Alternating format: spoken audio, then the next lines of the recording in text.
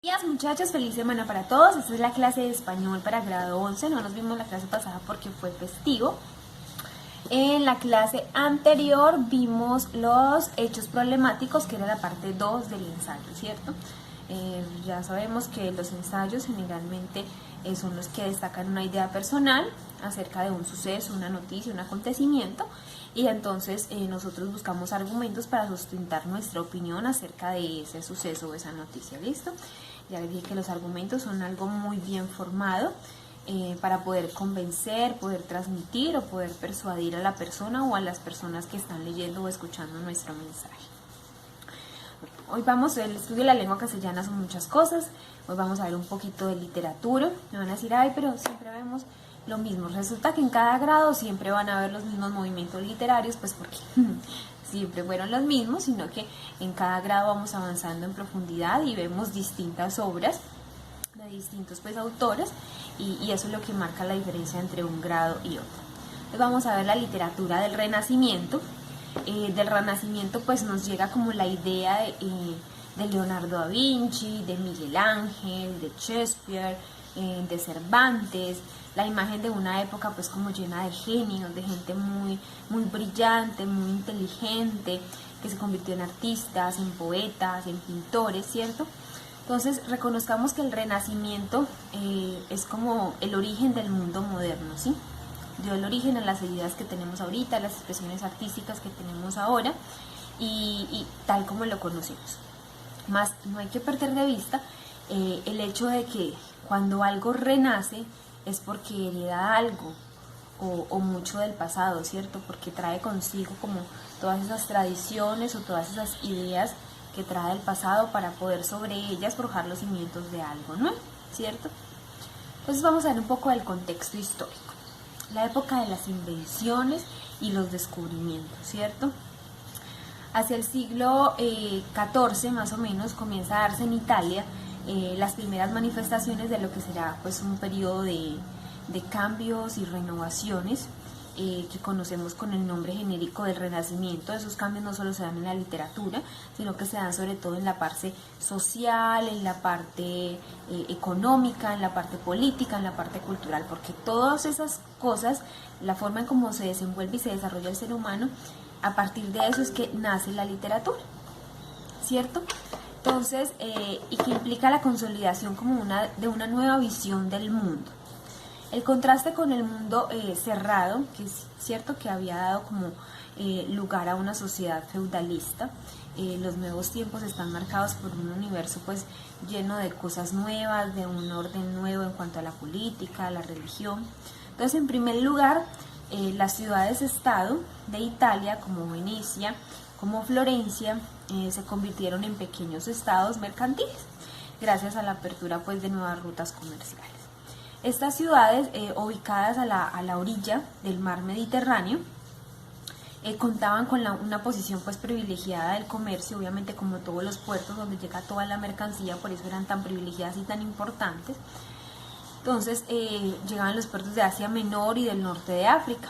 Entonces por allá en el siglo XIII, un viajero italiano llamado Marco Polo, recuerden que nosotros en la clase pasada, el ensayo pasado, vimos algo sobre Marco Polo,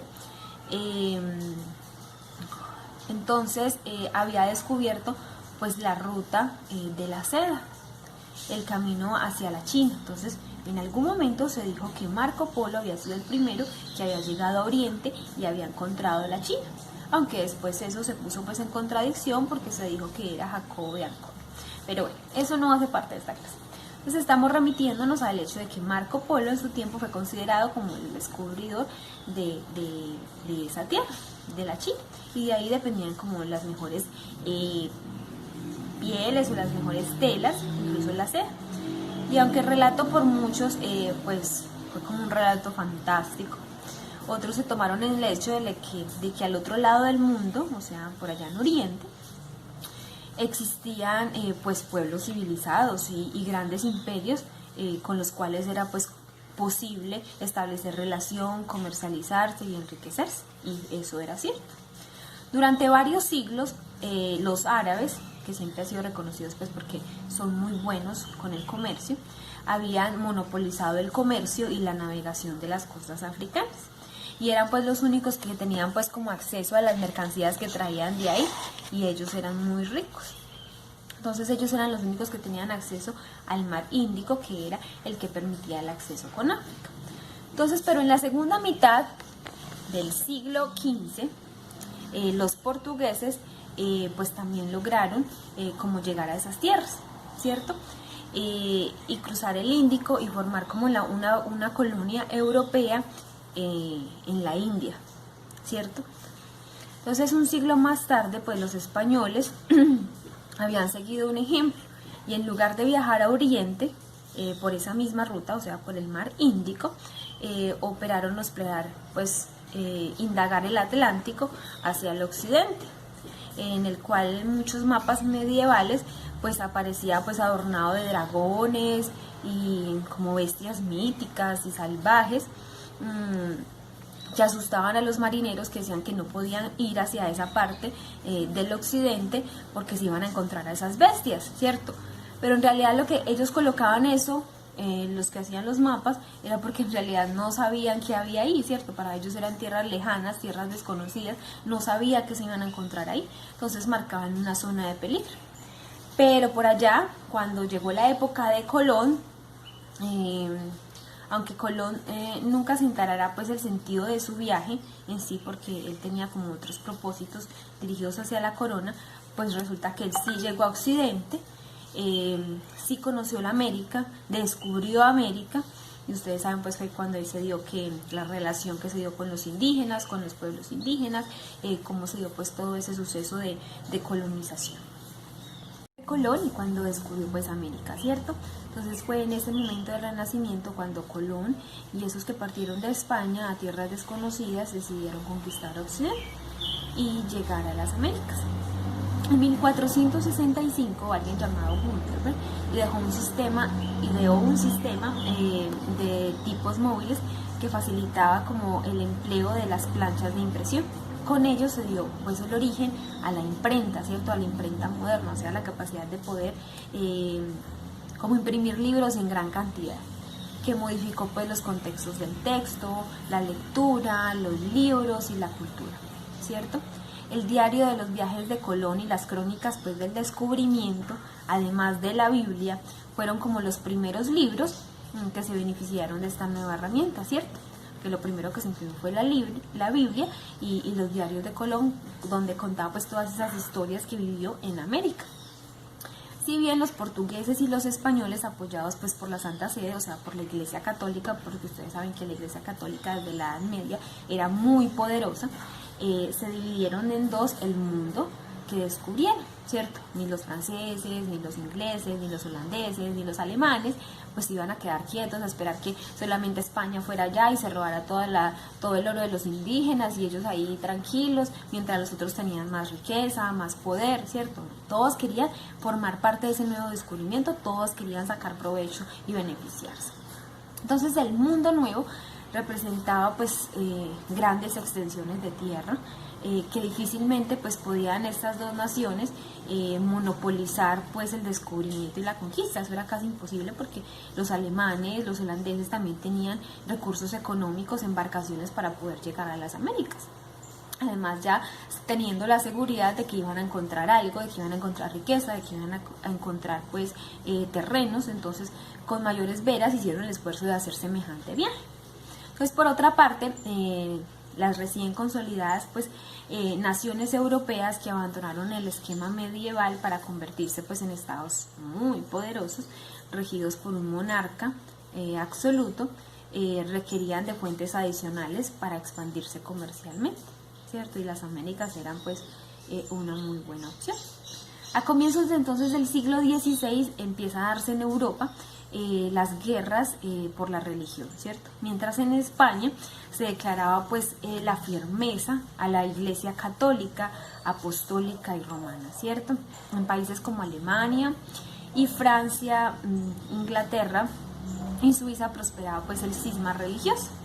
El luteranismo en Alemania, el protestantismo en los ingleses, el calvinismo en Francia y Suiza, y entonces eran al mismo tiempo como una protesta contra las pretensiones imperiales de España, ¿cierto? Porque la Iglesia Católica siempre ha ido muy ligada a las decisiones políticas de los pueblos, sobre todo pues en ese tiempo. Ahora ya no lo vemos tan frecuente porque ya la política va muy desligada de lo que es la religión en este momento.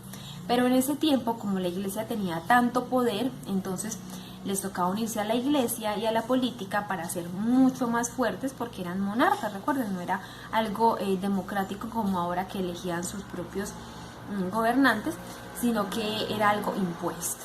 Entonces, los otros países también tenían sus propias religiones, el luteranismo, eran protestantes, eran calvinistas, y entonces la religión católica pues se sentía un poco abrumada porque podía perder poder respecto a esas nuevas ideologías religiosas. En relación pues ya a la pintura y a la escritura italianas, muestran un mundo con una nueva perspectiva frente a lo que era pues como la realidad que ellos vivían.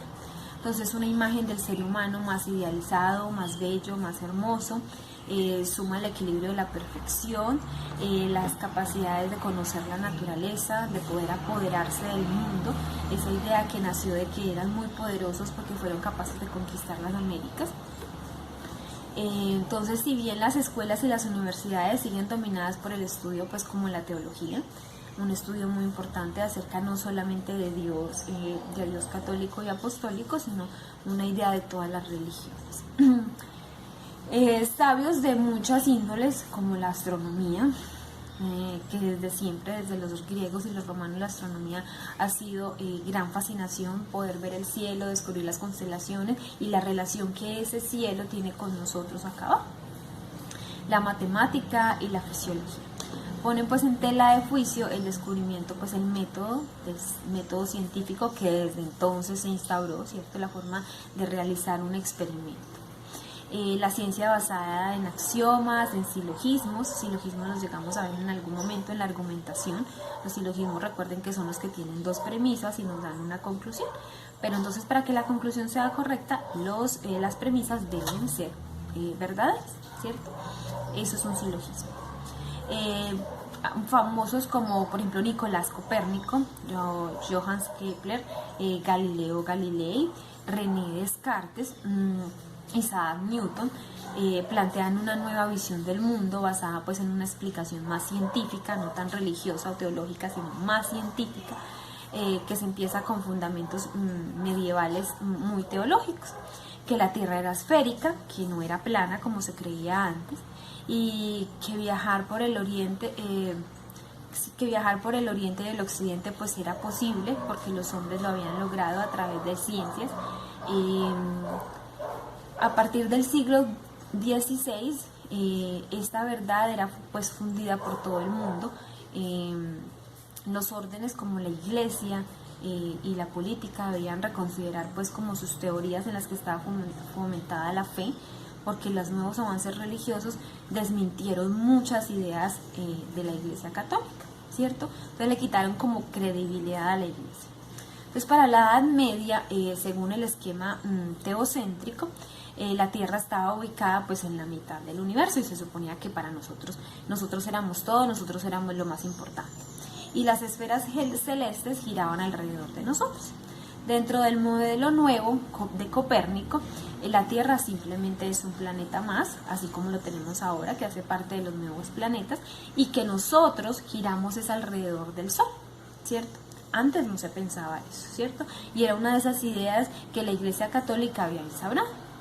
Kepler descubre y prueba matemáticamente que los cuerpos celestes, incluyéndonos a nosotros, a la Tierra, pues no giran en órbitas perfectamente circulares, sino que giramos en elipses, ¿cierto? Entonces, esos movimientos universales son los que rigen el movimiento de todo el sistema solar, de nuestro sistema. Entonces, lo que puso pues a prueba el juicio de concepto de un cielo de perfecciones pues absolutas, ¿cierto? Que era otra idea que tenía la Iglesia Católica y que le vendía a los feligreses, un cielo perfecto, no sé qué. Entonces cuando ya se habla de más allá del cielo, de que aparte de la tierra, que aparte del cielo que nosotros podemos divisar, hay otros planetas, hay otras constelaciones y otros mundos, entonces ya la gente se empieza a cuestionar si lo que le decía la Iglesia Católica era o no era verdad. Entonces hay un conflicto de fe en ese momento. Entonces, desde el punto de vista político también se dieron cambios, ¿cierto? Que para muchos países coincide con el propio renacimiento artístico y literario, porque ya les dije que una cosa iba pegada de la otra. Si cambiaban políticamente y socialmente, entonces las expresiones artísticas y sociales iban a ser diferentes, ¿cierto? Porque esas expresiones iban a identificarse o tenían que ver con esa política y esa sociedad en la que vivía en ese tiempo. Entonces en este siglo se consolidan pues naciones muy poderosas como Inglaterra y Francia, que empiezan a disfrutar pues de un poder hegemónico, de un gran poder, ¿cierto? Y se lo empiezan a disputar con España y Portugal, que hasta ese momento eran las más poderosas. Entonces ahora Inglaterra y Francia